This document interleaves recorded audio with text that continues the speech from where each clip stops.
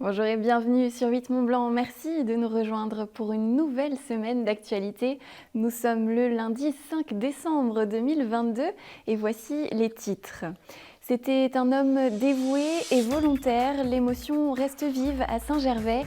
La commune pleure son pompier décédé en intervention fin novembre. Un hommage national a rassemblé les proches de Laurent Dupertuis, les secours et les élus pour un dernier adieu samedi. Le froid est là et la saison d'hiver a bel et bien commencé pour les skieurs. À quelques jours du critérium de la première neige à Val d'Isère, nous avons suivi l'entraînement de l'équipe de France de ski alpin. Reportage à suivre. Je vous le disais à l'instant, il est décédé le 27 novembre alors qu'il partait en intervention. Laurent Dupertuis était un sapeur-pompier volontaire particulièrement apprécié de son village. Un hommage national lui a été rendu devant l'église de Saint-Nicolas-de-Véros samedi. Sa famille, ses amis et ses anciens collègues sont venus lui dire un dernier au revoir. On comptait également dans les rangs de nombreux représentants des secours, mais aussi le ministre des Outre-mer, ancien préfet de la Haute-Savoie. Manon Toiti était sur place, reportage.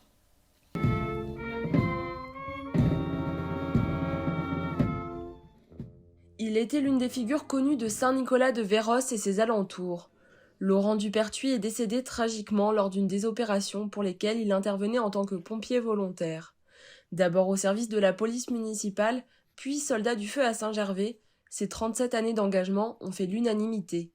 Laurent, c'était un professionnel, que ce soit au sein du personnel communal. Il a été le chef de la police pendant de nombreuses années. Il est rentré à la commune en 1984. Moi, je venais d'y rentrer comme conseiller municipal, donc on est un peu classard sur la commune. Et partout, il était engagé pour que la vie de la commune se passe le mieux possible, aussi bien dans ses engagements de sapeurs-pompiers que ses engagements de policiers ou ses engagements dans le ski club, dans l'association Soleil-Pétuis. Voilà, c'était vraiment quelqu'un qui faisait partie du pays et voilà, il va beaucoup nous manquer. Près de 250 pompiers étaient présents pour lui rendre hommage ce samedi, mais aussi pour se réunir et garder le souvenir de celui qui a été le chef de secours au centre de Saint-Gervais pendant près de 15 ans. Il était important que l'on soit tous réunis autour de lui pour ce dernier moment. On a souhaité rendre un hommage solennel, sobre, comme était l'homme en fait, comme était le capitaine Laurent Dupertuis. Et j'espère que d'où il a pu apprécier ce moment. Laurent Dupertuis a été nommé capitaine à titre posthume. Pour récompenser ses sacrifices et son dévouement total au métier de pompier, il a aussi été décoré.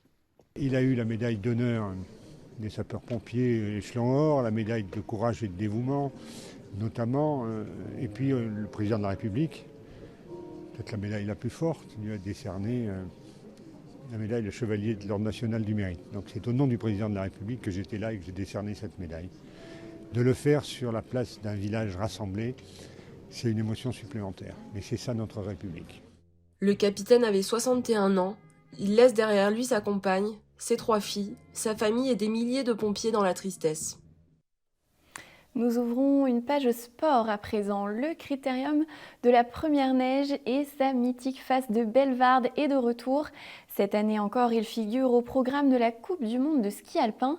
À 5 jours des épreuves de slalom et de géant, notre journaliste Lucas Ruche s'est rendu à Val d'Isère où l'équipe de France de ski alpin est venue s'entraîner.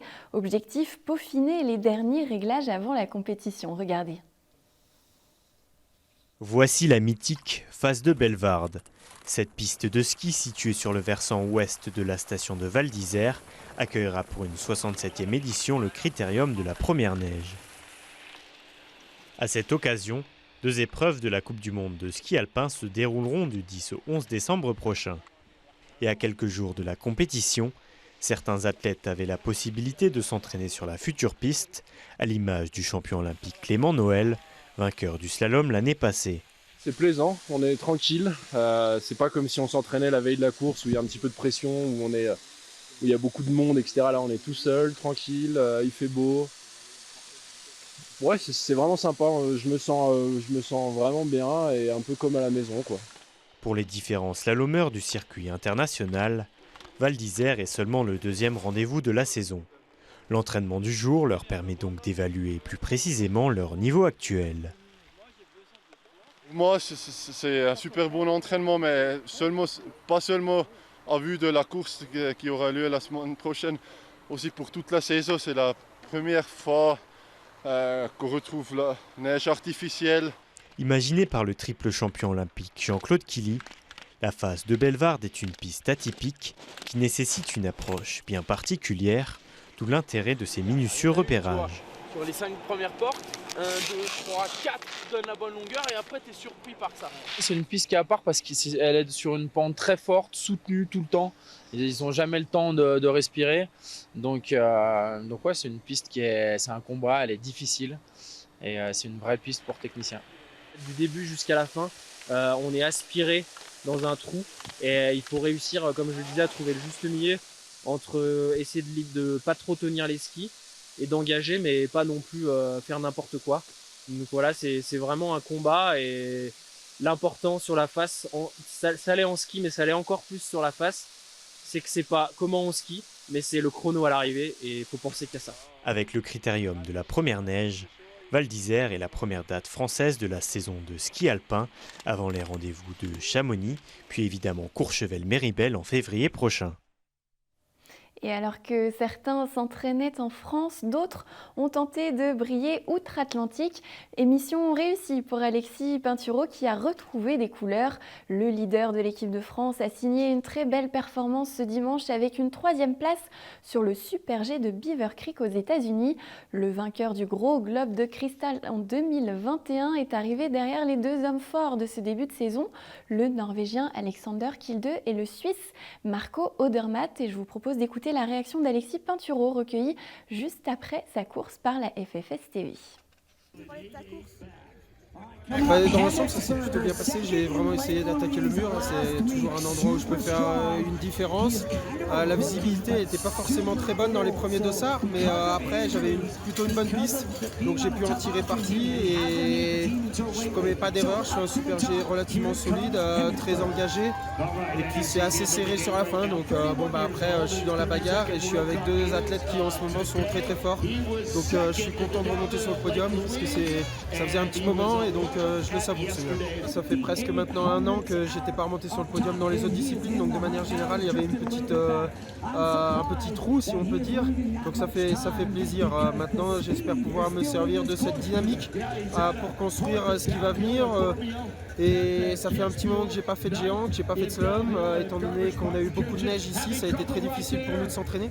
J'espère maintenant qu'on pourra avoir une semaine plutôt correcte, que je pourrai faire quelques bons virages avant Val d'Isère et puis après il faudra serrer les dents à Val d'Isère comme c'est toujours le cas.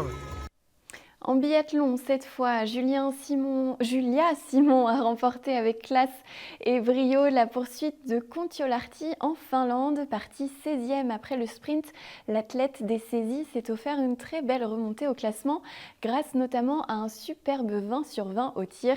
Je vous propose de l'écouter là encore au micro de la FFS TV. Une construction de course vraiment. Bien sûr que je suis partie pour aller chercher le podium et la meilleure place possible. Après c'était vraiment une construction. Dans ma course, j'ai pris la course comme elle venait. J'avais envie d'aller chercher toujours devant, de pas me focaliser sur ce qui se passait à l'arrière. Et au final, c'était trop bien parce que les tirs plus ça passait et moins il restait de monde et c'était vraiment une course électrique sous tension et un super moment. Aujourd'hui, j'étais vraiment focus sur ce que j'avais à faire. J'ai vraiment pensé à me faire plaisir, à faire mon tir, la personne que je suis, le montrer sur mon debout et vraiment, j'ai engagé un petit peu mon tir, je me suis fait plaisir et ça donne peut-être la meilleure course de ma carrière pour le moment. Ouais. Et toujours en biathlon, j'ajoute que chez les hommes, le Français Émilien Jacquelin s'est classé 3e sur la poursuite. Et puis pour terminer ces résultats, en snowboard cross, les Françaises ont brillé pour l'ouverture de la saison aux 2 Alpes en Isère. Chloé Trespeuch, vice-championne olympique l'hiver dernier à Pékin, termine 2e de la finale. Elle a devancé Léa Casta, tout juste âgée de 16 ans, qui signe son premier podium en Coupe du Monde. On écoute la réaction de Chloé Trespeuch recueillie après la course également et une nouvelle fois par la FFS TV. Cette semaine, c'était l'ouverture de la Coupe du Monde, c'est toujours beaucoup de doutes parce que on ne sait pas trop où on en est par rapport aux autres, on est excité, ça fait 6 mois qu'on s'entraîne, donc on a envie de voir si tout le travail va payer. Donc voilà, beaucoup de doutes mais beaucoup d'envie. Ça lance bien la saison, c'est une belle deuxième place, je me suis battue jusqu'au bout. Partager en plus avec une autre Française ce podium, ça rajoute une petite saveur, donc ouais, on va voir comment ça se finit. J'avais à cœur de réussir mon entrée sur la Coupe du Monde. Après un automne où j'ai pas fait que des bons entraînements, du coup voilà, je sais que j'ai été vraiment stimulée par la compétition et donc contente d'attaquer cette saison. Une info route avant de refermer ce journal. La départementale 1506 reliant Chamonix à Valorcine sera coupée une partie de la journée pendant quelques jours. La commune haut-savoyarde réalise des travaux de sécurisation de la zone jusqu'au 15 décembre. La circulation sera totalement interdite du 6 au 9 et du 12 au 14 entre 9h et 13h. Le reste du temps, un alternat sera mis en place. Et c'est la fin de cette édition. Merci de l'avoir suivi. Merci à toute l'équipe de la rédaction et en régie. Juste après la météo, vous retrouvez un nouvel épisode de l'aparté de la rédac. Sébastien Germain reçoit ce soir Bruno Marty, ancien caricaturiste des Guignols de l'info. Je vous donne rendez-vous ce mardi à 18h pour un nouveau JT. D'ici là, prenez bien soin de vous et passez une belle soirée.